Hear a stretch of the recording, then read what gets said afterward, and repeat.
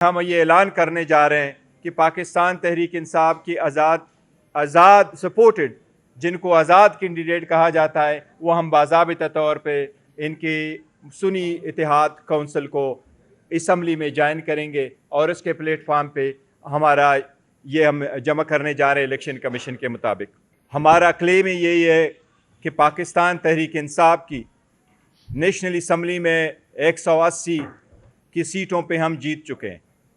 लेकिन जितने candidates already notified हो चुके हैं और जो हमें है कि हमारे आज़ाद कैंडिडेट थे जिन सरकमस्टांसेस में उन्होंने इलेक्शन लड़ा और उनको ये कंसिडर किया गया कि वो आज़ाद कैंडिडेट है, जो कि हमारा कहना यही है कि वो पाकिस्तान तहरीक इंसाफ से एफिलिएटेड थे, नॉमिनेशन फॉर्म भी पाकिस्तान तहरीक इंसाफ का था, टिकट्स भी उनको पाकिस्तान तहरीक इंसाफ के इशू हुए थे और उनको टिकट इशू होना था, निशान पाकिस्तान तहरीक इंसाफ का बल्ला अलाट होना था। लेकिन आखिरी दिन जिस वक्त फैसले से पहले ही उनको आज़ाद नुमाइंदगान की निशानात अलाट हुए थे, उन पे जितने नुमाइंदगान ने इलेक्शन लड़ा उन सब को पाकिस्तान तहरीक इंसाफ ने सपोर्ट किया और अल्हम्दुलिल्लाह बड़े तादाद में सारों सूबों में वो जीते। अब इलेक्शन कमीशन की नज़र में या अदरवाइज जी उनको आज़ाद कैंडिडेट सपोर्टेड बाय पीटीआई कहा जाता है। उनमें से अभी तक 3 नोटिफिकेशनें हुई है। इलेक्शन कमीशन की तरफ से एक नोटिफिकेशन 16 तारीख को, दूसरा नोटिफिकेशन 17 और लास्ट नोटिफिकेशन 18 तारीख को इशू हो चुका है। उन नोटिफिकेशन के मुताबिक आज़ाद कैंडिडेट ने विद इन 3 डेज़ ज्वाइन करना होता है किसी पार्टी को। आपको के इल्म में पहली भी इस पे बहस होती रही है, लेकिन हमें बहुत खुशी है और एक बहुत हारमोनी आप देख रहे हैं इस वक्त कि हमारे हाँ मौलाना अल्लामा नासिर साहब है और हामिद रज़ा साहब दोनों बैठे हैं। हमने कल भी एक मशावरती मीटिंग की थी, अल्लामा नासिर साहब की तरफ हम गए थे और हमारी तफसील से मशावरती मीटिंग वहाँ हो चुकी थी। सबकी कंसेंसस से और सबके मशवरे से, क्योंकि ये हमारा इतिहाद इस मुल्क के लिए है और हमारा जो पहले एक दूसरे के साथ कंसेंसस था वो इस मुल्क के लिए था, इसकी डेमोक्रेसी के लिए था और हमने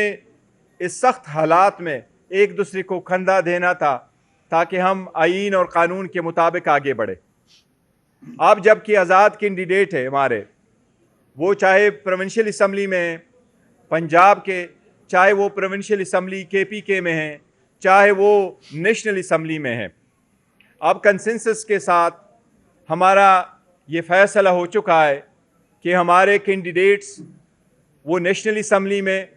और वो प्रोविंशियल असम्बली पंजाब और प्रोविंशियल असम्बली केपीके इंशाअल्लाह ताला सुन्नी इत्तेहाद काउंसिल को एज अ पार्टी ज्वाइन करेंगे। हमारे कैंडिडेट अपने एफिडेविट कल जमा करा चुके हमारे पास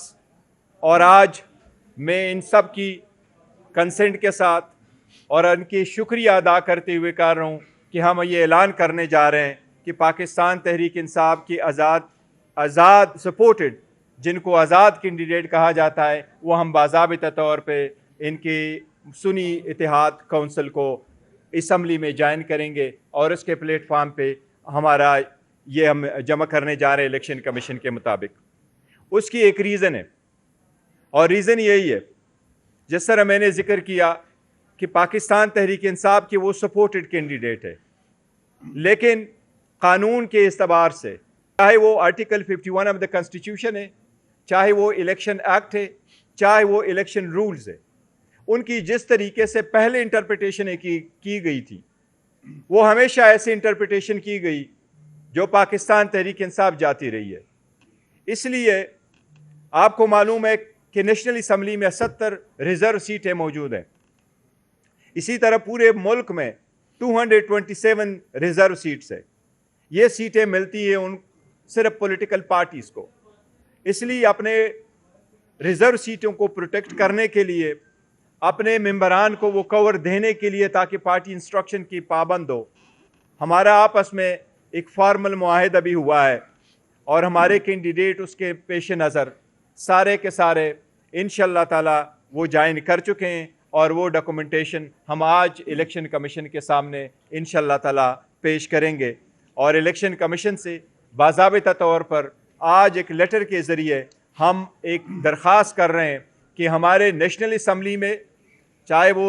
वमेन या नॉन मुस्लिम सीटें, चाहे वो पंजाब या KP के और दूसरे सूबों में हैं, इलेक्शन कमीशन से हम वो बाज़ाबिता तौर पर दरख्वास्त दे करके मुतालबा करेंगे कि हमारी रिज़र्व सीटों की एलोकेशन हमारे पार्टी स्ट्रेंथ के मुताबिक, कानून के मुताबिक वो हमें एलोकेट करे।